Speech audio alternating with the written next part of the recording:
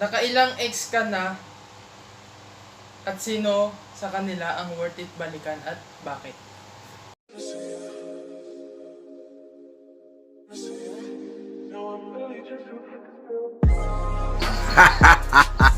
Baliw.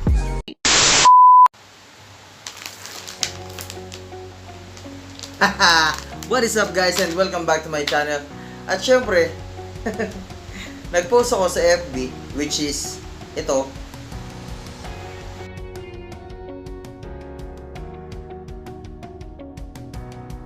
At dahil sa post na yan, maraming tropa, mga ka-team ko rin, na nag-PM sa akin ng kanilang mga katanungan. At syempre, nakakatawa naman siguro kung nasagot lang ako ng tanong ng basta-basta. Syempre, gutom na rin ako nung oras na. Bumili ako ng extra spicy na dried fish. At syempre, ito ah. Ayan ah. Yummy! Nabasan nyo na sa title, di ba? Sarap ito. Yun o.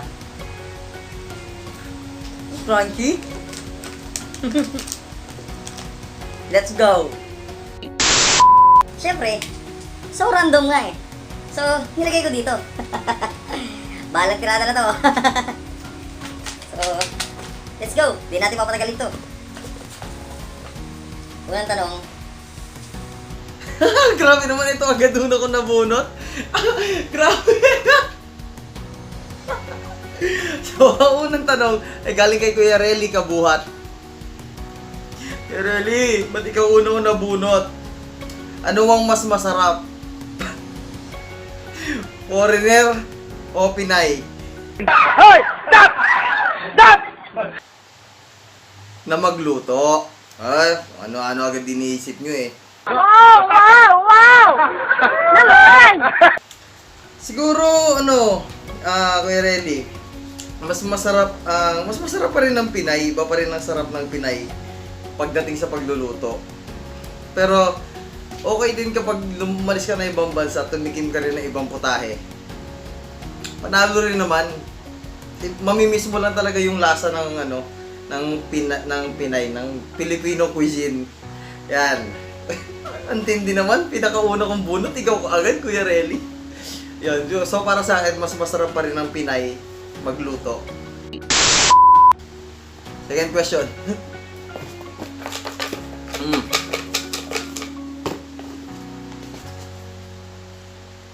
From Ina and Nato. Ayan. So, ilalagay ko na lang dyan, no? Anong mas masaya? Single or taken? Example ng disadvantage at advantage ng both sides. So, hindi ko masasabing masaya maging single. Kasi, mag-isa ka syempre. Pero mas marami ka kasi mapupuntahan, matatravel, na mag-isa. Tapos, magagawa mo yung mga gusto mo. Walang may toyo. Walang nagagalit.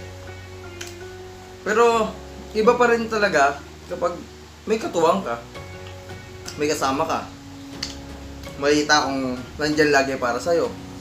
Iba yung feeling ng iba yung feeling kapag syempre may girlfriend ka or may boyfriend ka, tapos magta-travel kayong dalawa. Relationship goals, kumbaga. Yun lang. Tapos disadvantage, pag may toyo yung girlfriend mo. Ang single, hindi takot sa toyo eh. Session! Galing kay Yoyong. Yong, eto na. Bilang OFW, ano ang pinakamagandang maipapayo mo sa mga gusto pang mag-OFW? Siguro may papayo ko lang sa kanila, sobrang simple lang. Kung gusto nilang umalis talaga ng bansa, dapat buo yung loob nila. Dapat buo yung pag-iisip nila na alis sila ng bansa. Kasi masyadong malaki yung risk ng paglayo sa mga mahal mo sa buhay. Yun lang masasabi ko. Dapat buo loob mo, matatag ka. Once na kanain ka ng homesick at saka ng problema sa abroad, Lalo na mag-isa ka lang. Dapat matibay ka talaga. Kasi ang hirap, sobrang hirap.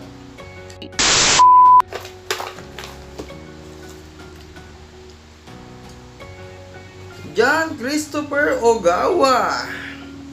Sa kapatid ni Kangipin. Paboritong pagkain sa abroad at dito. Paborito kong pagkain sa Pinas at dito sa abroad. Dito sa Thailand, paborito kong pagkain ay pad thai.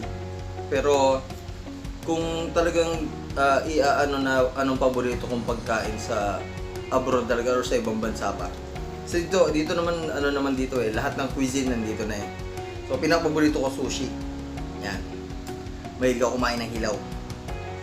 Tapos sa Pinas, yun nga, sa Pinas kare-kare yung paborito ko. Yung hanap-hanap ko talaga. Tsaka yung minudo ng mama ko. Yan. Sarap yan. Papaluto ko niyang pag-uwi.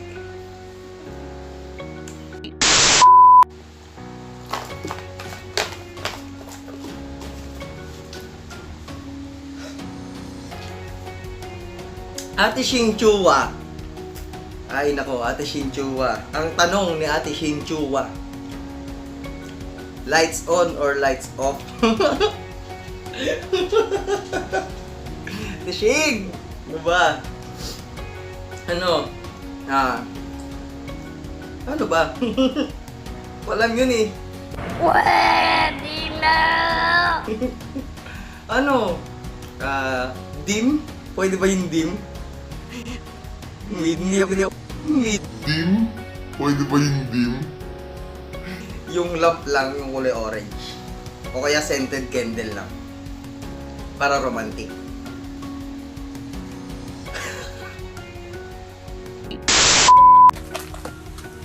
Ano ito?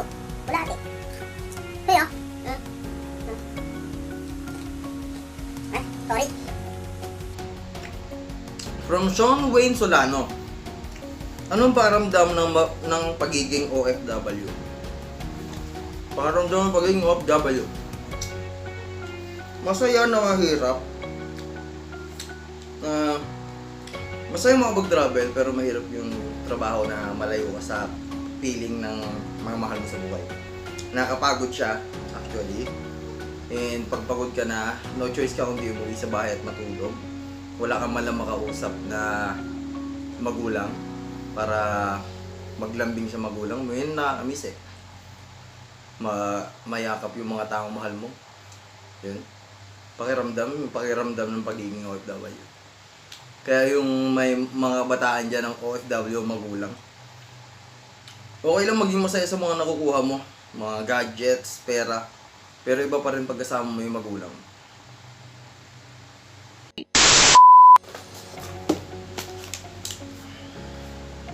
From Makoy, Villanueva. Saan mas masaya magstay? Sa Pilipinas or abroad at bakit? Sa akin sa Pinas pa rin. Akala ko nung una din eh. Akala ko nung unang masaya sa abroad. Akala ko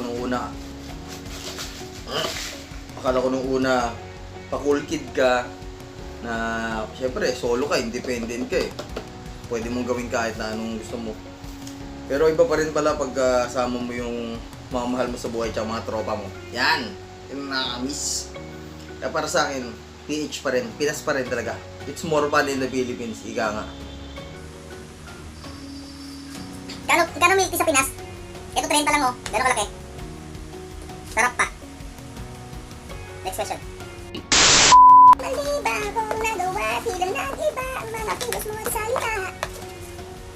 From Ira. Eto, nabunot ka na yung kay Ira, tol. Hindi sinasabi ko sa'yo kanina. From Ira May Tanuyan. Kung magiging pet ka ng ex mo, anong hayop ka at bakit? Kung magiging pet ako ng ex ko, anong hayop ako at bakit? Parot. Parot, syempre. Kasi ang parot nakakapagsalita eh. So, ang mangyayari siguro, senaryo. May senaryo pa talaga eh. Pwede naman sagutin na lang. So, senaryo, pag nagsama siya ng bagong boyfriend, kakantsaw-kantsawan ko. Tapos, pag maglalambingan sila, aasarin ko para matigil sila. Siguro yun. Parot, yan. Gusto ko yan.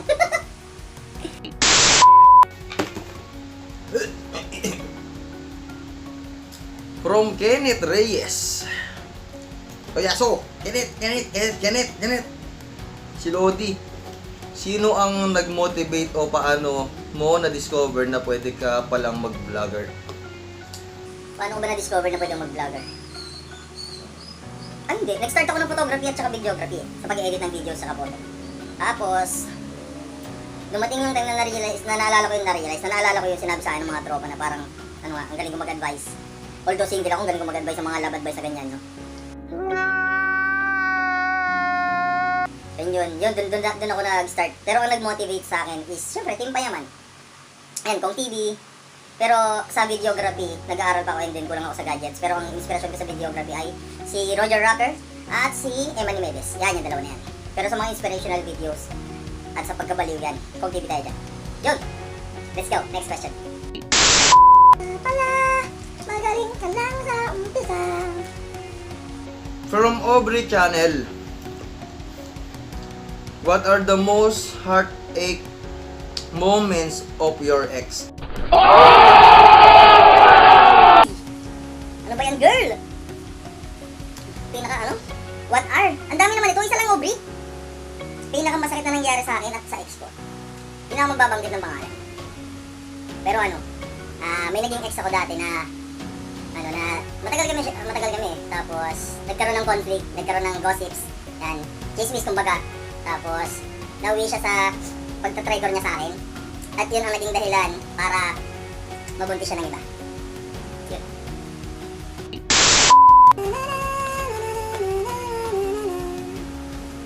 From Clifford Baluka. Clip, si Pogs, Pogs, difference between Thai and Philippines. difference, almost the same kasi. Pero una-una yung language, syempre. Tapos, cost of living, siguro.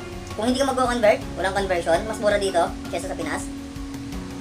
And, mas, syempre, medyo, dito, liberated. So, yung mga nagiging independent dito, walang sumasaway sa nila or something, mga ganon. And then, sa PH naman, syempre, hometown mo yun eh. Mas masarap pa rin sa Pinas. Pero, pinagkaiba nila is, mas maganda pa rin ang kaya kasi dito ay Hari at Reyna. Ganyan. So, siya, parang, mas sumusunod yung tao, ganun. Mas, mas mabilis silang umintindi ng mga batas, ganun. Although, may mga crimes din dito, pero not too much, ganun. Yun lang. Aubrey Channel, ikaw na naman. Who is your first love? And now, who is your crush? No lies. Talaga may no lies pa. First love ko, nanay ko. Siyempre. Siyempre, first love ko, nanay ko. Hindi, ano ba yan? First love ko, siyempre yung puppy love, high school crush, ganun. Para sa akin yun. Mo, magbisto pa ako ng pangalan dito. Tapos crush ko, nag-chat kasi sa akin si Aubrey, tinanong ko siya. Sabi ko, crush ba saan? Kain ko yung sili sa mali, boy. Sabi ko, crush saan? Sa YT World? O sa team namin? Or sa Ang sabi niya sa team daw. Hindi, ang crush ko, si ate, Ren Dubai. Yan. Hindi ko, lang. Matuwa lang ako sa mga contents niya. Kaya crush ko siya, yun lang. Crush lang naman eh. Umahanga lang, yun lang. Para sa akin, si ate Ren Dubai. Ay, ako, Aubrey.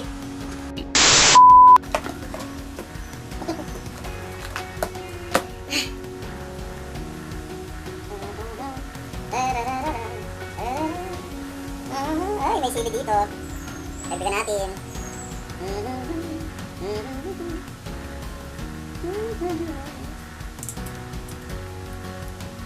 Pero wag naman naglinis ako ng kamay bago ko gawin to, ha.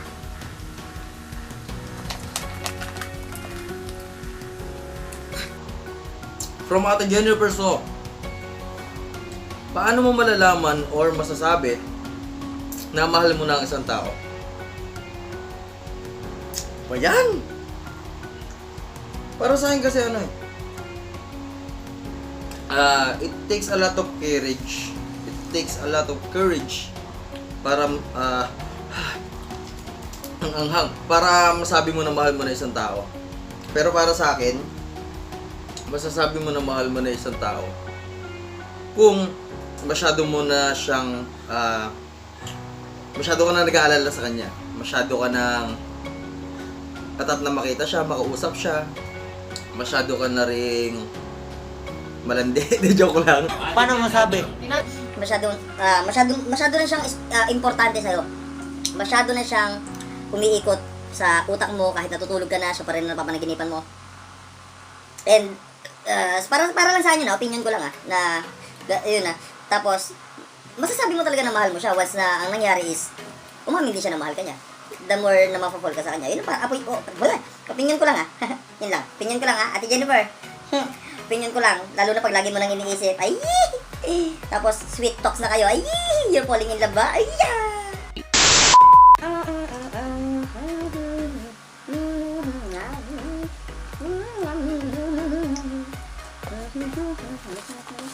konti na lang. Nilipad, eto na nga. From Hera Laagan. Ate Hera, ito na ang iyong katanungan. Gaano ka karupok? Grabing tanong. Gaano ka karupok? Ano? Marupok pa sa salamin. Ganyan. Ano naman ako mabilis akong amuin. Hindi ako basta. Ano ba totoo sa pagka sa jowa, ganyan, or sa ex? Ano siya, siguro 70-30. 70% marupok, 30% matibay, ganon. Oh my God! Wow! Okay na. Tayo. From Dave Amorin. RD. Pinakamaganda at di magandang experience abroad. Pinakamagandang experience ko abroad? Madami.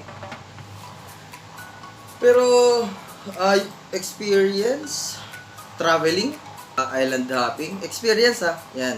Tapos, dito na rin ako natuto mag-photography, mag-barista, mag-bartender. Yun.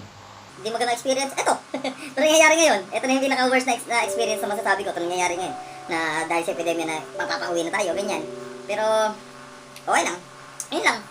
Traveling, yan ang pinakamagandang experience ko. Tapos, yung learnings na nakuha ko while traveling. Ayun, okay na ako dun. At least, dun sa journey ko, hindi ko matawag na nag-fail ako Pero dun, dito sa journey ko na to, at least, marami ako natutunan. Ching!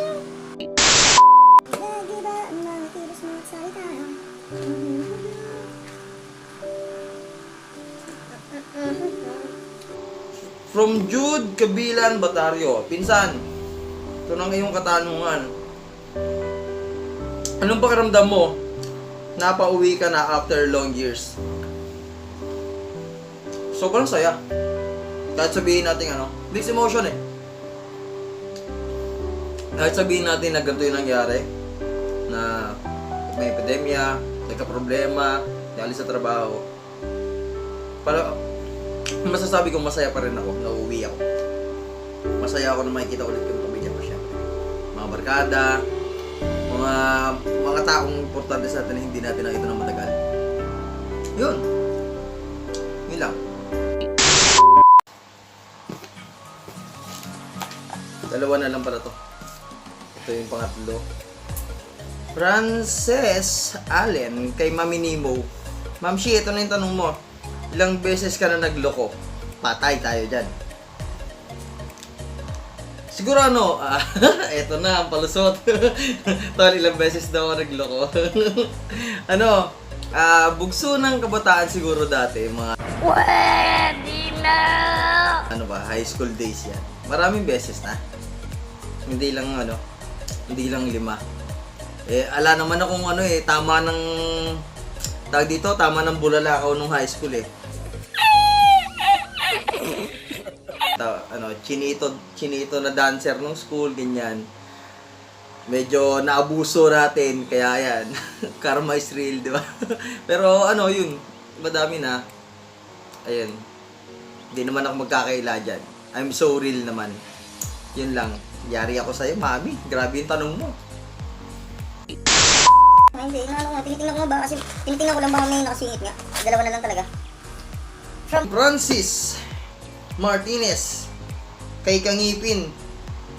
Kay El Martinez yan. Sige, Kangipin. Shoutout sa'yo, no? Anong meron ka na walang ibang vlogger? Meron ako na walang ibang vlogger. Hindi ko alam. Pero siguro I'm not one of a kind. Yan nga. Pero marami akong katulad na ibang vlogger. Pero being unique, siguro, in my own way, kung sa paano ako makitungo sa mga viewers ko. Ganun. Tapos, ano ko eh. Totoo, kung ano ako, nakikita nyo ganyan. Yan ako. Ako pa rin naman dito, yung kuya nyo eh. Ganun pa rin. Kuya-kuya pa rin. Yun lang. Kung sasabihin kong may ibang bagay na meron ako na wala sa ibang YouTuber, sobrang cliche naman. Kasi halos lahat naman ng YouTuber ngayon naggagayahan. Pero masasabi ko na sa inyo, di ako malulunod sa tabo. Tsaka wala akong jowa na bibidyohan na naka-two-piece lang. Ganun. Tsaka wala akong bastos na content. Green, meron. Aminado ko dyan. Pero yung legit na bastos na hindi na pwede sa bata, wala ko na. Wala din akong jowa eh.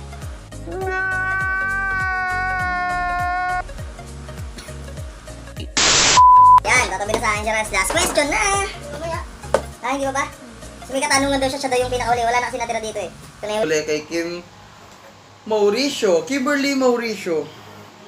Huling babaeng nanakit sa'yo. Piste. Siyempre hindi ako pwede black name dito, Kim. Bawal yun. Pero kung ano na lang yung nangyari sa amin, ano na lang. Kaya ako nasaktan syempre. Ganito yung nangyari. So, huwag nyo na alamin. Joke lang. Huling babaeng na lang sa akin. Syempre, huling girlfriend ko bago ako umalis ng Pilipinas. Ako, dami dyan, magre-react sa video na to. Mga tropahan, alam na, kilala nila kung sino yun. Pero okay na naman kami ngayon. Hindi naman kami nag-uusap, pero hindi rin kami mag-away. No hard feelings na lang din. Yun, kasi umalis akong kami, uwi na akong wala na siya, ganun. Solo na ako uwi, ganun, wala na sasalubong. Yun lang. Yan, tumabi na sa akin. Oh. Ano ba yung tatanong mo? Yo. Last question na to. What's up? Utol ko nga pala si Rans. Ano yun? May tanong ako sa kuya ko. Nakailang ex ka na at sino sa kanila ang worth it balikan at bakit? Pinakahuling question net, pero dito magda-drop name na ako. Pero di niya naman makapanood to panigurado. Maliban lang ako share nyo sa kanila. Ilang ex na ako? Sa seryoso seryoso? Wala mo. Seryoso. Worth it nga balikan. Oo. Kung tatanungin ako kung ilan na yung naging ex ko na seryoso, 6. Pero hindi ko na idadrop yung mga name nila. 6 yan. Yan, 6. Ang pinaka, ito, magda-drop name na ako.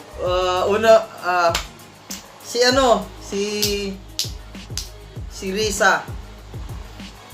Yung half Japanese. Yun, half Japanese, half Pinay. Na ka-churchmate namin. Bakit? Para sa akin Bakit? Hining ako. Bakit siya worth it balikan? Kasi unang-una sa lahat, kapatid. Diba? Unang-una sa lahat, kapatid. Tapos, dalagang Pilipina. Sa tindig at sa ugali. Magalang. Maganda. Tsaka pareho kami singkit. Tapos, kung bibigyan ako ng chance sa balikan siya, kung bibigyan ako ng chance sa balikan siya, grabe na hot seat ako. Kung bibigyan ako ng chance sa mabalikan siya, gagawin ko lahat. Bigyan niya lang ako ng chance, gagawin ko lahat. As in, gagawin ko lahat. Mabalikan lang siya. Sino Siya yung naman yung hindi pinaka-worth worth it? Akala ko ba hanggang doon lang? Ba't may extra tanong ka ba? Kanya yung hindi worth it? Drop name na rin to. Okay lang naman sa kanya to, panigurado. Pero hindi ko na babanggit yung apelido niya. Si Brent. Oo. Dinala ka naman. Diba? Hindi ko na mabanggitin. Ano siya? Siya yung basta. Siya yung tas basta. So yun dito na nagtatapos yung kwento ni Master natin. Walang yung hatsit yun, di ko inaasahan yung tanong. Nilaglag ako nito. Yun lang. Ay, nako.